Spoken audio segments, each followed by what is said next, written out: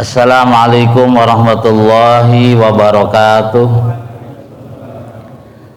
Bismillah walhamdulillah wassalatu wassalamu ala rasulillah wa alihi wa sahbihi wa mawalah. La hawla wa la quwata illa billah, amma ba'd.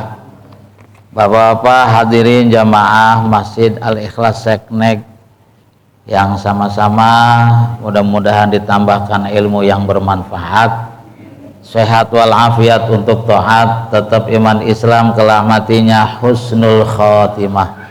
Allah anugerahkan keluarga yang sakinah, mawadah, warahmah, keturunan yang solihin dan solehat, rizki yang banyak, halal dan berkah.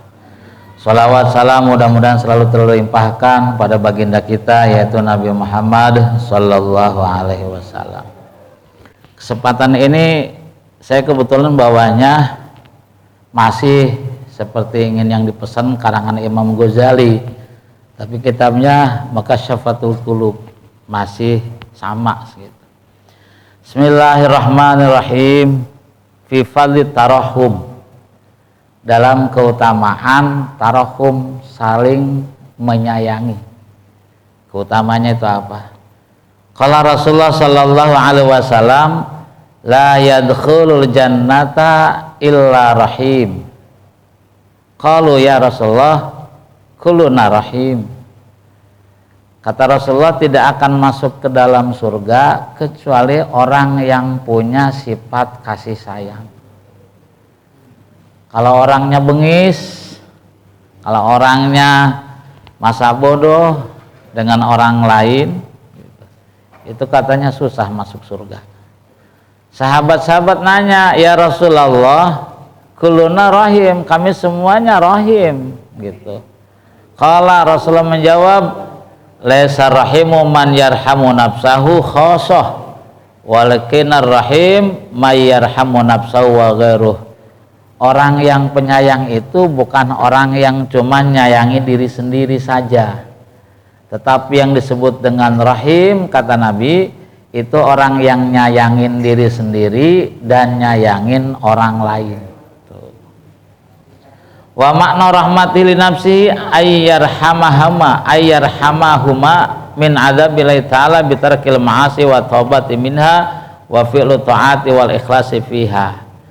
Adapun makna menyayangi diri sendiri yaitu hendaknya yaitu menyayangi dari azab Allah. Ini kita diri ini nih dititipin mata, dititipin mulut, tangan, kaki, telinga, itu semuanya kalau bisa mah jangan sampai menjadi penyebab azab Allah. Tuh, jangan sampai gitu. Begitu pula dengan caranya ninggalin maksiat. Dan kalau kita sayang kepada diri kita, kepada mata, hidung dan seluruhnya, juga harus taubat dari maksiat, begitu pula mengerjakan ketaatan-ketaatan dengan ikhlas. Itu baru namanya disebut sayang sama diri kita. Sayang diri kita itu bukan cuman sayang supaya sehat, makan dan makan. Karena ternyata yang namanya diri kita itu ada jasmani, ada rohani. Jasmaninya harus dikasih makan, rohaninya pun harus dikasih makan. Kalau cuman kasih makan jasmani saja, makanan yang sehat, suplemen, vitamin, itu masih belum disebut sayang diri kita.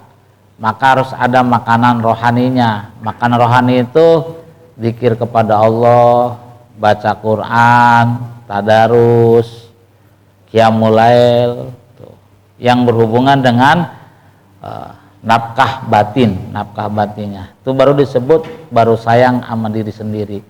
Lalu bagaimana yang dimaksud dengan sayang sama selain dirinya? Wa makna rahmati li ghairihi alla yas'a fi adhiyatil muslim, hendaknya perilakunya tidak sama sekali nyakitin orang lain, orang muslim lain. Itu namanya udah nyayangin diri sendiri dan nyayangin orang lain. Ini orang-orang yang demikian Kata Nabi diantaranya juga seperti al-muslimu man salimal muslimina man saliman nas min yadihi walisani. Orang yang Islam sebenarnya, kita kan ngaku KTP-nya Islam, tapi prakteknya sudah benar apa belum? Orang yang Islam itu sifatnya orang lain itu selamat dari tangan dan lisannya. Kalau ada orang lain tetangganya kok merasa terusik, terganggu, tersakiti oleh kita, kita berarti belum benar-benar muslim. Ibarat rajin sholat, sholatnya belum benar. Ibarat rajin puasa, puasanya belum benar. Kalaupun rajin zikir, itu zikirnya belum benar. Sebab zikir yang benar, puasa yang benar, sholat yang benar, itu akan menimbulkan kasih sayang, peduli sama orang lain, tidak egois dan lain sebagainya. Sampai-sampai Rasulullah Shallallahu Alaihi Wasallam pernah bercerita bainama rajulun yamsi fit thariq, suatu ketika ada seorang laki-laki yang berjalan di jalanan, kemudian haus banget. Begitu haus banget, kemudian dia temukan sumur dan akhirnya dia turun ambil air minum. Begitu selesai, tahu-tahu ada anjing melet-melet. Kan yang populer tentang janda ini, tentang janda yang ngasih air. Ini ada laki-laki melet-melet kehausan. Faqala rajul, kemudian tuh orang berkata, waduh, dia itu sama nih, haus banget lihatnya, seperti saja saya tadi haus. Akhirnya itu laki-laki itu ambilin air sampai akhirnya itu anjing memenuhi haknya, artinya dia minum sampai kenyang. Terus apa? Fasyakarallahu ta'ala, kemudian dia bersyukur. Bahasa kitanya mah, alhamdulillah saya telah bantuin anjing yang kehausan gitu. Tadi mah haus banget kayaknya. Apa kata Nabi? Faghufirallahu, maka itu orang dosanya diampunin. Jadi kalaupun anjing, dia kalau boleh pesan mah nggak mau terlahir jadi anjing di dunia. Iya, saya juga kalau mau pesan mah saya pengen lahirnya itu bukan di Brebes, tapi di Madinah. Iya, di apa di Mekah. Pengennya mah masih keturunan Nabi, pengennya mah begitu. Laler ijo nggak bisa pesan, emang diciptain tahu-tahu udah jadi laler ijo. Mending hobinya yang bagus, hobinya bangkai. Gitu. Jadi anjing itu najis.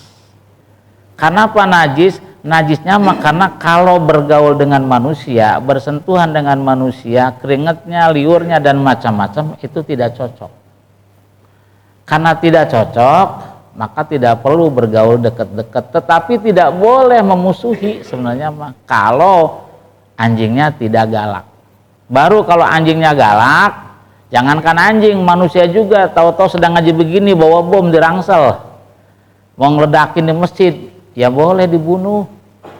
Iya, tapi kalau enggak ya jangan. Terus bagaimana kalau ada anjing ketabrak, kakinya patah, mentang-mentang najis, kita ogah nolongin, salah. Kalau ada satir, tolongin pakai satir, pakai kaos tangan. Tapi kalau enggak ada satir, udah langsung dipegang, nggak apa-apa. Kan najis, iya najis. Emang setiap megang yang najis dosa? Tidak dosa. Contoh, kalau bapak-bapak punya orang tua yang sudah pikun, kadang-kadang kan kalau buang air besar nggak jelas, sama kita diceboki, itu pun najis, namanya cuma najis mutawasitoh. Emang kalau megang najis dosa? Ya nggak dosa, najis ya najis itu kotor. Iya, megang darah anjing untuk nolongin anjing yang kecelakaan, najis. Terus megang darahnya dosa? Ya enggak. Orang mau nolongin gitu, tidak semua yang najis dipegang itu dosa. Iya, cuman nanti cara nyuciinya beda.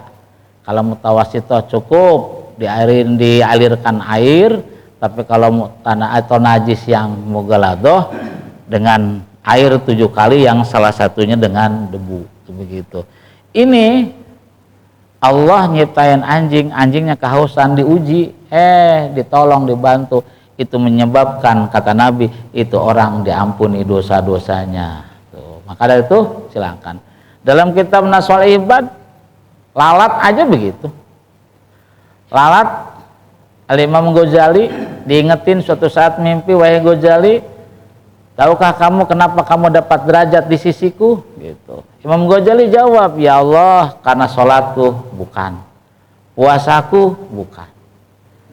Terus ibadah-ibadah disebutin bukan. Tapi oleh Allah diingetin, wahai Ghazali, ingatkah kamu suatu ketika kamu itu nyusun kitab, konon kitab Ihya Ulumuddin saat itu. Saat kamu nyusun kitab, ditulis pakai tinta, ada lalat yang kehausan, akhirnya apa? Hinggap di tempat tintamu. Kamu biarkan, kamu berhenti itu nulis kitab. Kenapa? Kamu sayang terhadap lalat. Toh kalau tinta dihinggapi lalat itu kan tidak bahaya. Beda kalau air putih hinggapi lalat, ya kita gebah. Ya kalau tinta mah nggak bahaya, biarin aja. Disedot sampai kenyang, kemudian terbang. Karena kasih sayang itulah aku berikan kasih sayang kepadamu. Padahal lalat. Gimana kalau manusia? Ada orang yang kerjaannya tiap hari pagi sodakoh, siang sodakoh, nggak gede-gede, yang penting makanan sekedar buat orang. Anggap aja 5.000 rupiah. Dia niatin kalau pagi saya mau sodakoh, kalau sore sodakoh. Kenapa? Satu, as-sodakoh itu tatbaul bala, sodakoh itu nolak bala. Sodakoh itu juga sebagai stempel untuk gampangnya dikabul hajat. Karena kita butuh kepada Allah dan hajat kita banyak, pengen gampang dikabul, sodakoh rutin tuh. Dan dia pantang kalau sudah diniatin buat sodakoh, dikeluarin nggak jadi. Suatu saat hujan besar. Begitu hujan besar, nggak ada orang lewat, nggak ada pengamen yang lewat. Waduh, saya kasih ke siapa? Sementara saya pantangan, kalau udah saya niatin mau sodakoh, saya tarik lagi. Ternyata ada keledai lewat. Maka sodakoh itu dengan tulus, dengan ikhlas diberikan kepada keledai. Besoknya itu orang mimpinya justru dari seluruh amal-amal yang pernah dia kerjakan, justru yang pertama kali diterima dan dihisab adalah sodakoh sama keledai. Jadi silahkan, orang-orang sufi dulu tuh kadang-kadang mencurahkan kasih sayangnya sama tumbuh-tumbuhan. Kalau ada tetap manusia itu lebih afdol. Kalau ada orang yang terdekat lebih afdol. Nggak ada susah. Pengen nyurahin kasih sayang sama makhluknya Allah, kadang miara tanaman. Tapi miara tanamannya bukan karena sekedar hobi, bukan karena syahwat saja, tapi untuk memancing rahmat Allah. Itu tanaman kalau pagi disiramin. Tapi disiramin tawasul. Wahai tanaman, kalian mah nggak punya dosa. Sehari-harinya kerjaannya cuman bertasbih, berzikir, sebagaimana firman Allah, yusabbihu ma fis samawati wa ma fil ar, seluruh yang di langit dan di bumi bertasbih, nggak punya dosa. Kalau kita makan kayaknya ya, kalau itu tanaman cuman rizkinya air saja, air putih. Kalau kita mah air aja kayaknya lebih dari 100. Sekarang minum air putih, nanti pulang saya kayaknya ngopi. Pagi-pagi kopinya beda lagi. Belum Coca-Cola, belum nanti air kelapa. Itu aja masih rasanya dibeda-bedain gitu. Kalau kehujanan neduh, kepanasan neduh. Tapi itu pohon mangga yang besar, kayaknya pengurus masjid juga udah jarang nyiram. Emang musim hujan ya. Rizkinya cuman itu saja, tidak pindah-pindah, tidak bisa milih-milih, tapi kerjaannya yusabbihu ma fis samawati wa ma fil ar, seluruh yang di langit dan di bumi bertasbih. Sehingga ulama-ulama sufi dulu itu pada tawasul, bukan nyembah pohon ya, tawasul sama tanaman. Kalian kerjanya bertasbih, berzikir, nggak punya dosa, habis nyiramin doain saya. Mudah-mudahan Allah ngampunin dosa saya dan Allah rahmati saya. Habis ngasih makanan, yang udah kadung punya akuarium, yang kadung punya ikan, oh alasannya apa? Saya kayaknya kalau sodako sama orang mah kegedean berat juga. Ya udahlah, sodako pelet dikit-dikit. Iya, kasih ke ikan, makan.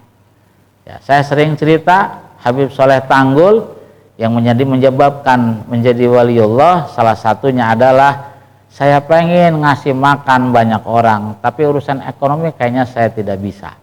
Makanya saya tiap pagi cuman ambil beras sekepel ke belakang rumah, saya lemparin ke genteng. Siapa tahu dengan beras sekepel itu banyak burung-burung yang mau makan. Maka dari itu, bismillah. Dari sekarang diniatin, dimulain semampunya. Dah, pagi diniatin, pengen sodakoh 2.000, lumayan lah. Iya, sore 2.000, nggak bisa juga. Paling tidak lah, itu air gula. Iya, air gula setetes buat semut, cukup kali 100 semut. Tuh, itu udah sodakoh. Iya, udah sodakoh. Jangan sampai kita masa bodoh dengan makhluknya Allah. Sebab itu juga salah satunya nanti yang menyelamatkan kita, bahkan yang ngobul, yang membuat dikabul hajat-hajat kita. Amin Allahumma amin. Wa an Hasan ani Rasulullah sallallahu alaihi wasallam anaqal budala ummati la yadkhuluna jannah bikasris salat bikasratis salat wala siyam walakin yadkhulunaha bisalamis sudur wa sakhawatin nufus wa rahmatil jambil muslimin. Ini kata Nabi, wali abdalku. Wali abdal itu wali yang ganti, kalau ada yang meninggal satu ganti satu, kalau ada yang meninggal satu galis satu. Wali abdal itu adalah pakunya dunia. Kalau nggak ada wali abdal, kiamat. Ibarat wali abdal adalah gunung-gunungnya. Ini di bumi kalau nggak ada gunungnya lembek, akan hancur. Nah ini wali-wali abdal, kata Nabi, wali-wali abdalku itu tidak masuk ke dalam surga karena banyaknya sholat. Bukan kalau begitu, ya berarti kita nggak usah sholat dong. Enggak, banyakin tetap. Wala syamin, dan bukan karena puasa mulu, bukan. Walakin yadkhulunaha bisalamatis sudur, tetapi dia masuk ke dalam surga sebab selamatnya hati, selamatnya sesuatu yang ada di dalam dada. Hatinya selamat, hatinya bagus.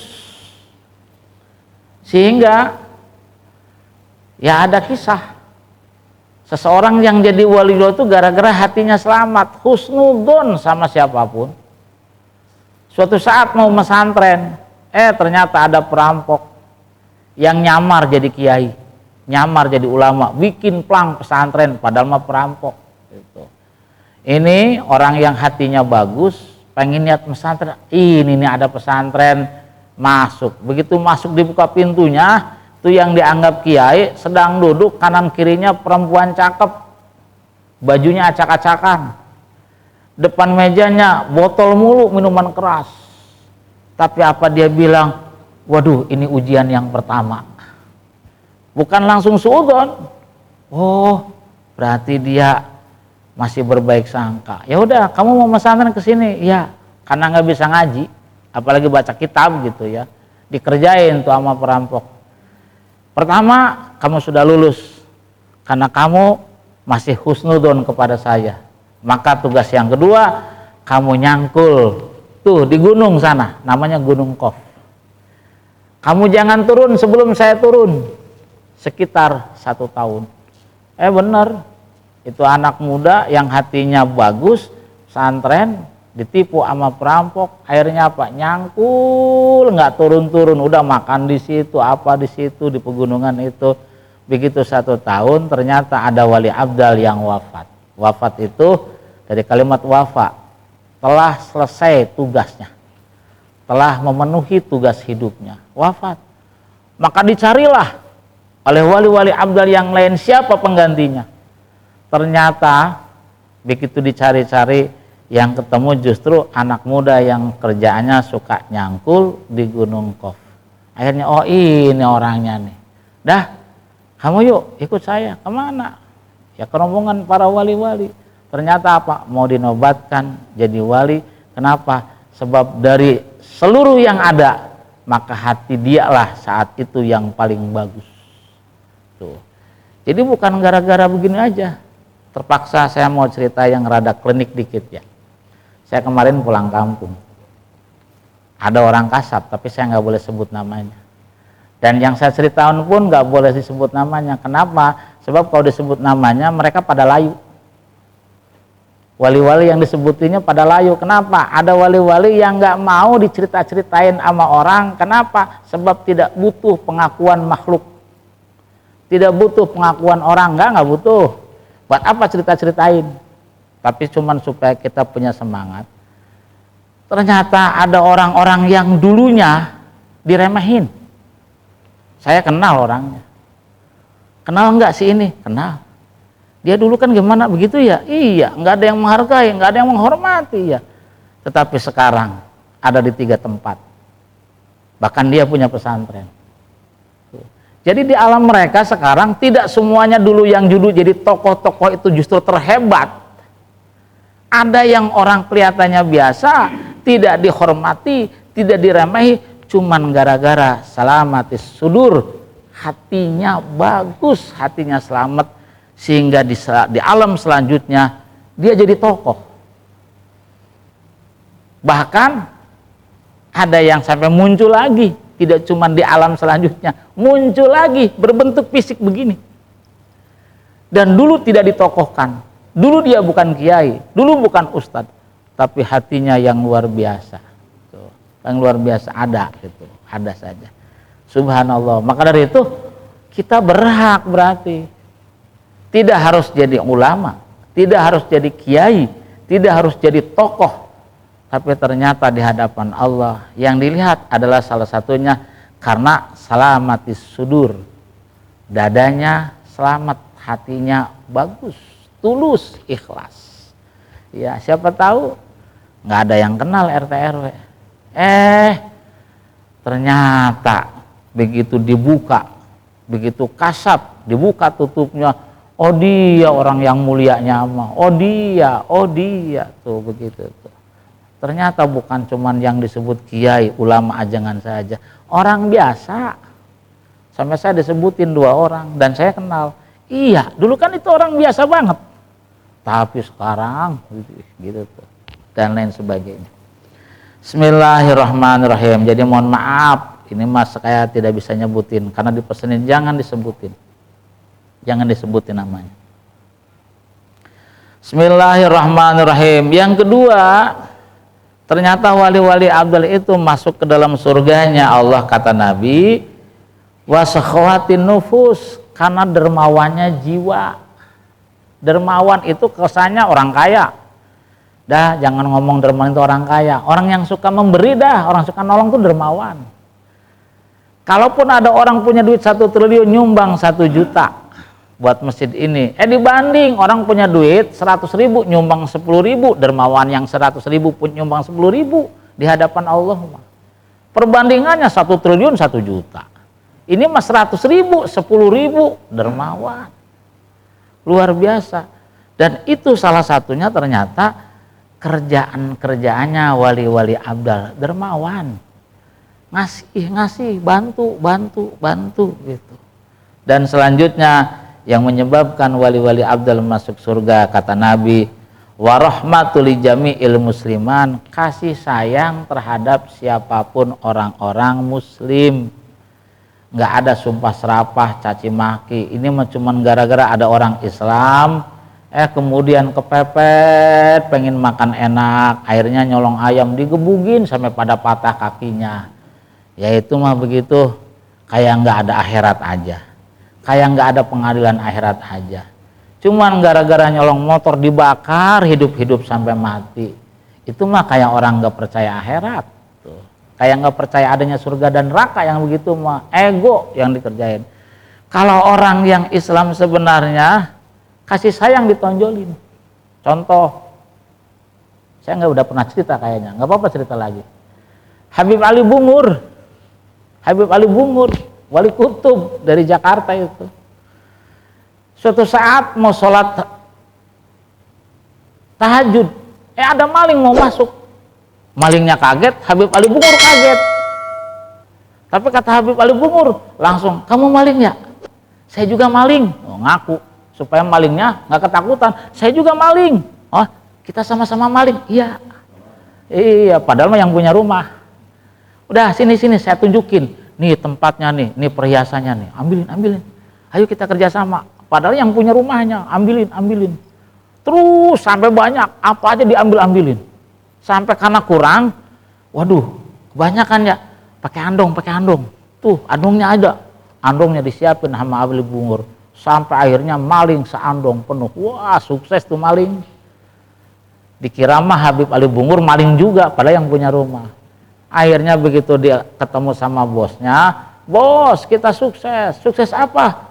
Ini saya dapat jarahan banyak banget. Wah iya, tapi begitu lihat andong, ternyata bosnya tukang ngaji juga. Jadi maling, bos maling tapi kadang-kadang ngaji. Ya, kayaknya ini andongnya saya kayaknya kenal deh. Ininya mah kayaknya, kamu nyolong di mana? Di Bungur. Aduh bener itu mah punya Habib Ali. Itu mah guru saya. Ayo coba kita datangin, bener enggak nih kamu nyolong di rumahnya Habib Ali? Begitu nyampe ke rumahnya, bener ini rumahnya. Akhirnya itu bosnya tok, assalamualaikum, waalaikumsalam. Begitu keluar kata malingnya, nah itu bos, itu maling juga tuh, teman kita. Itu bukan teman kamu, itu yang punya rumah. Hah? Yang punya rumah? Akhirnya ditanya, wahai guru, wahai Habib, kenapa justru ditunjukin? Iya, karena dia niat maling di rumah saya supaya tidak jadi dosa, saya kasih dia. Saya kasihan kalau dia maling di tempat saya, jadi dia itu dosanya banyak. Ya udahlah, ini mungkin rezekinya dia, saya kasih dia, saya bantuin dia. Segitunya kasih sayangnya kepada sesama orang. Akhirnya itu malingnya nangis, tobat, akhirnya jadi pengikutnya, jadi muridnya. Saking punya jiwa kasih sayang. Tuh wali-wali abdal pada begitu tuh sifatnya, kasih sayang. Sampai ada orang maling aja supaya tidak dosa, malah justru dibantuin, ngakunya saya juga maling.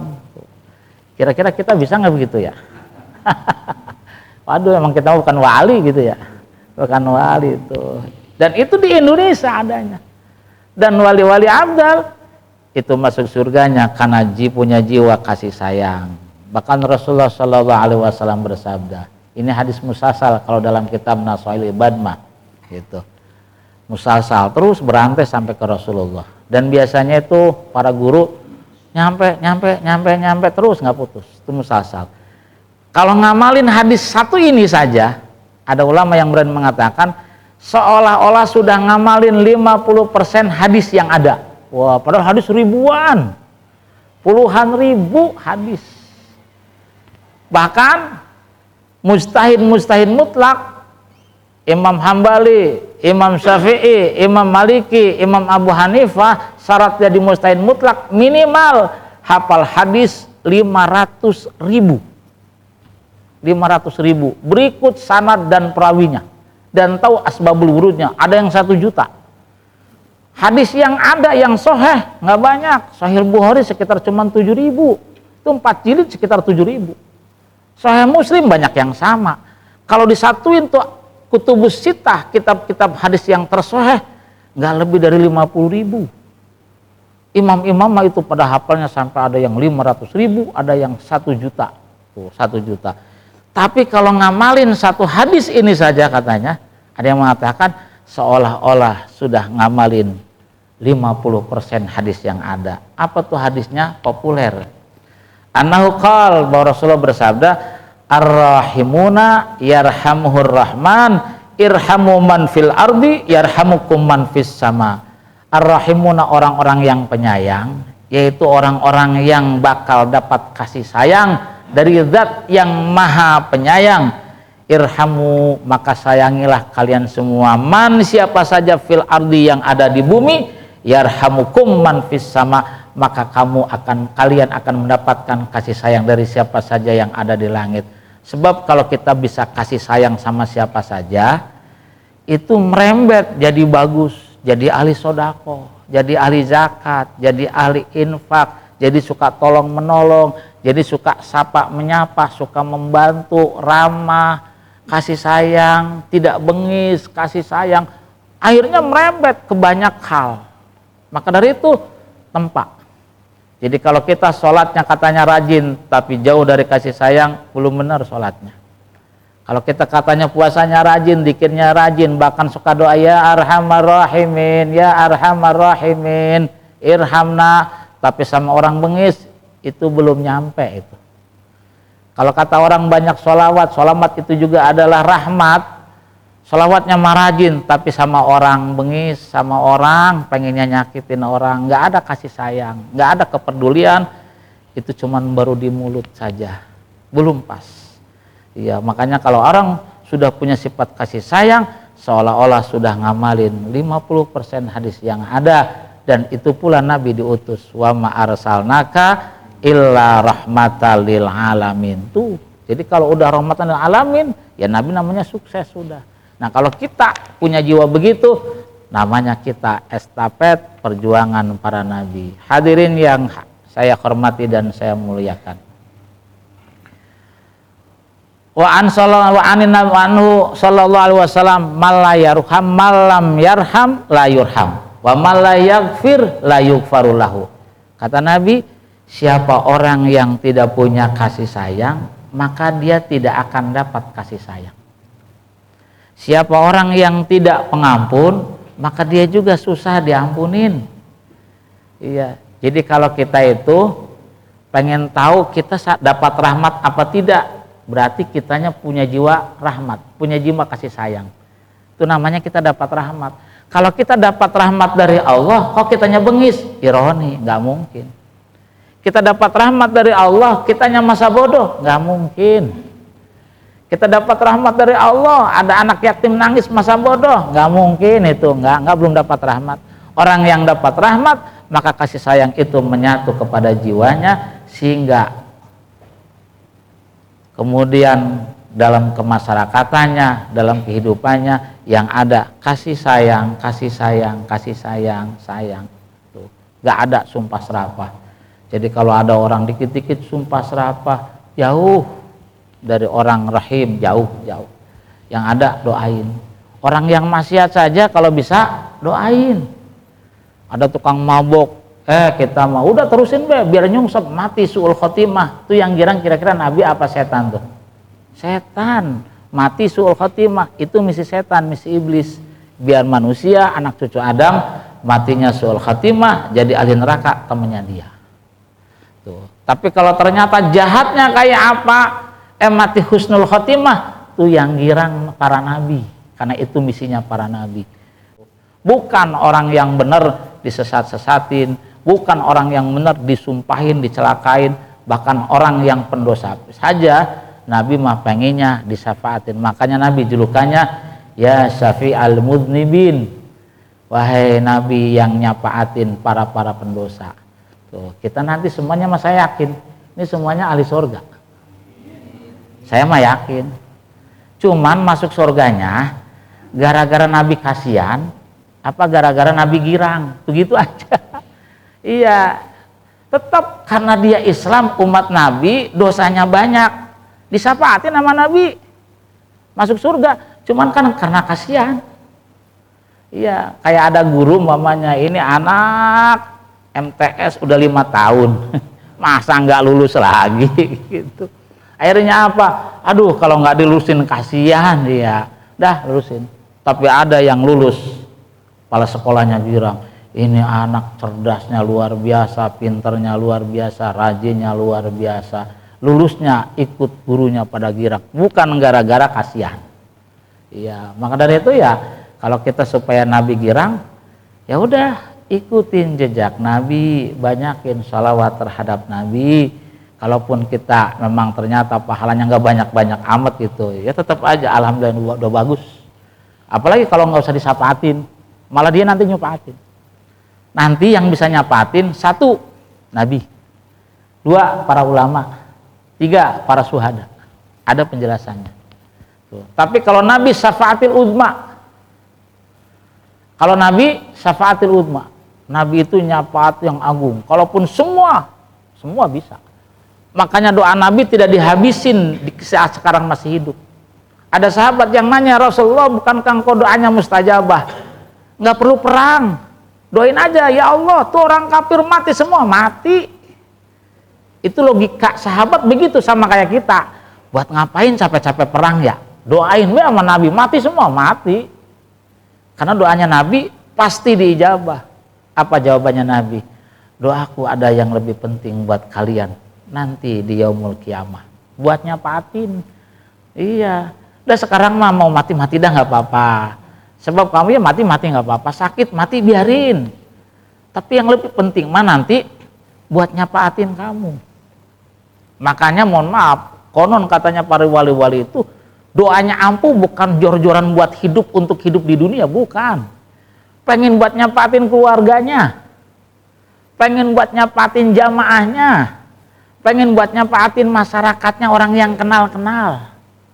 Tuh, makanya dia mah asalkan sekarang bisa makan, besok makan cukup. Tidak perlu jadi apa-apa. Tidak perlu megah-megah. Sampai rumah saya aja yang sekarang diprotes, kata orang, karena saya nggak bisa ngeliat.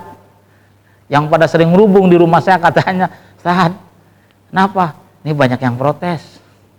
Saya mah nggak tahu, saya dengerin aja. Yang ngomong ada Habib, ada yang pada kasar-kasar pada ngomongin, pada protes. Kenapa? Rumahnya jangan bagus-bagus. Emang kenapa? Dia emang nggak betah. Kalau lihat dunia yang bagus-bagus, pengennya yang sederhana. Hanya saya bilangin, saya begini disuruh Habib Sagap, begitu. Ya udahlah, kalau disuruh Habib Sagap pada ngikut. Tapi saya jangan diusir ya. Ya iya, kalau betah di sini, di sini aja. Tuh orang ada yang pada ngomong begitu, katanya. Gara-gara saya rumahnya dibagusin dikit sekarang, dibagusin dikit. Ada yang begitu.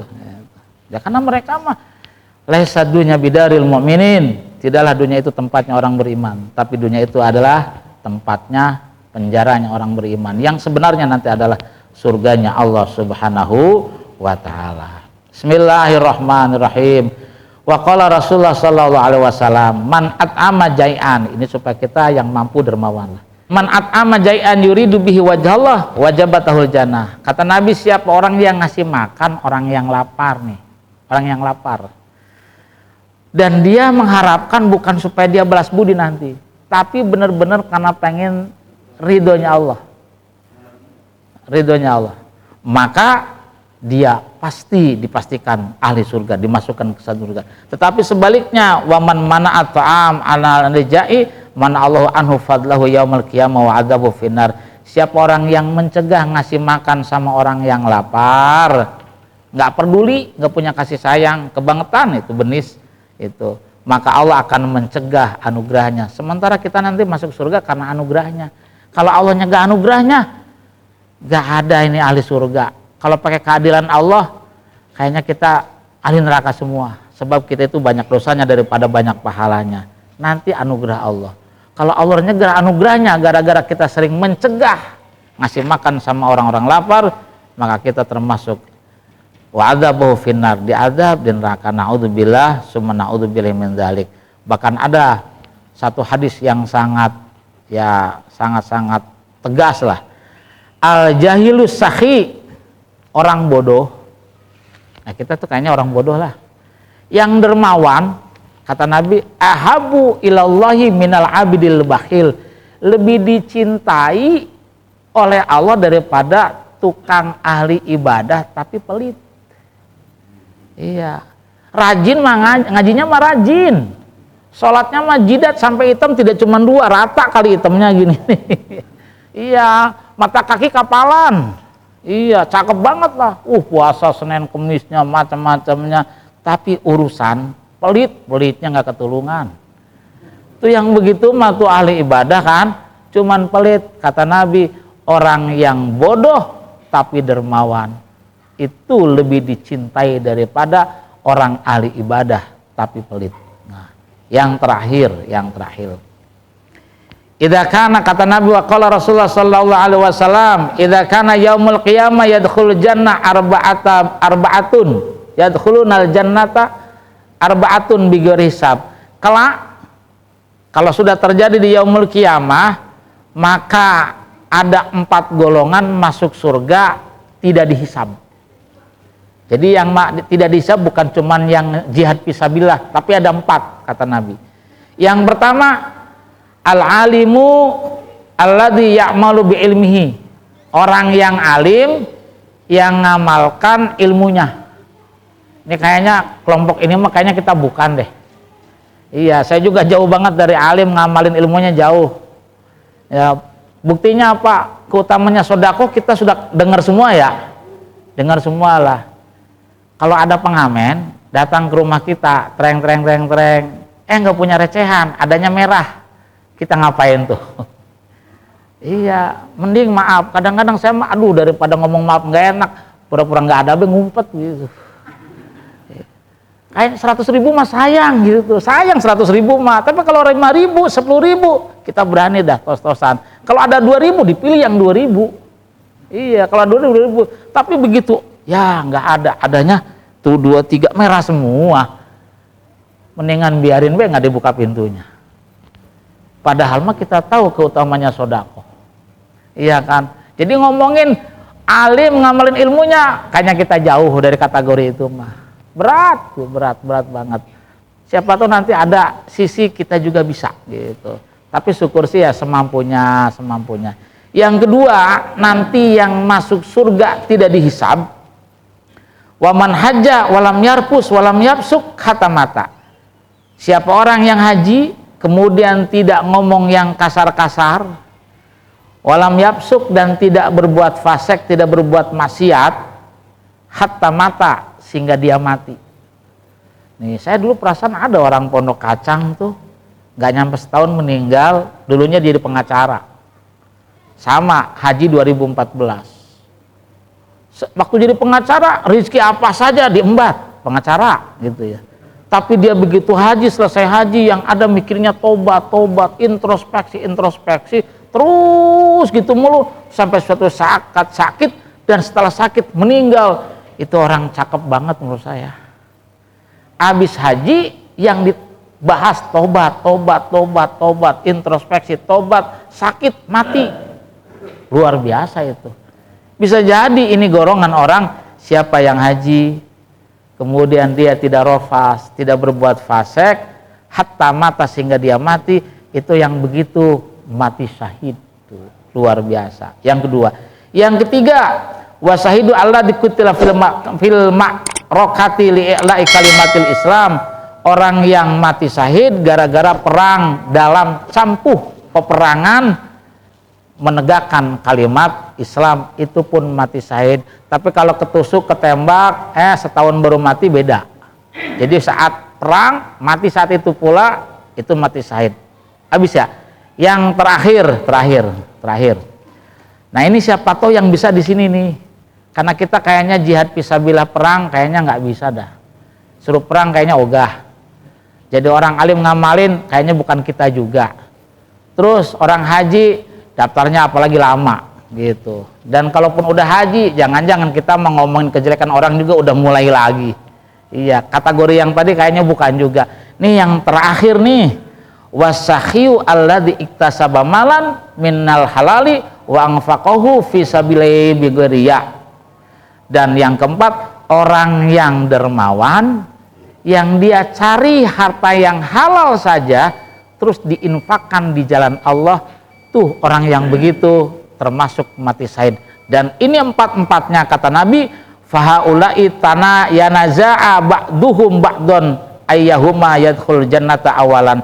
Itu nanti kelompok 4 rebutan siapa dulu yang masuk surga. Belum tentu orang alim yang ngamalin, tetapi ternyata ada orang dermawan benar-benar hartanya halalan thayyiban, bisa lebih awal thayyiban. Jadi orang alim yang ngamalin ilmunya, orang yang tadi haji dan tidak ropas dan tidak pusuk sampai mati, orang yang mati syahid perang fisabilillah, dan orang yang mendemakan hartanya dengan cara yang halal caranya dan diinfakkan dengan titan paria, itu nanti akan rebutan duluan. Jadi sejajar. Pertama bukan, kedua bukan, ketiga bukan, keempat ada peluang. Mungkin kita bisa, walaupun sehari 2.000, 3.000, tapi cari yang benar-benar halal diinfakkan, maka itu kelak bagian orang yang mati syahid dan rebutan masuk surganya sama mereka para mati syahid. Mudah-mudahan Allah anugerahkan kemampuan salah satu diantaranya. Syukur sih empat-empatnya juga nggak apa-apa. Amin Allahumma amin. Assalamualaikum warahmatullahi wabarakatuh.